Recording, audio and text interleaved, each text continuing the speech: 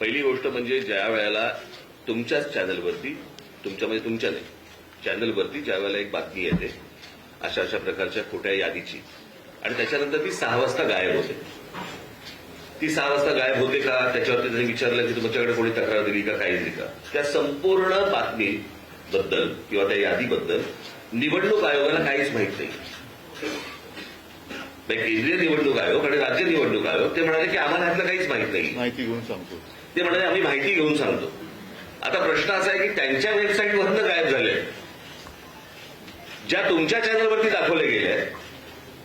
मग जर समजा त्या चॅनलवरती दाखवल्यानंतर जर त्या याद्या गायब होत असतील आणि निवडणूक आयोगाला जर समजा ती गोष्ट माहिती नसेल तर मग हे कोण करतंय, हे कोण काढतंय आणि कोण घालतंय, हा तो प्रश्न आहे.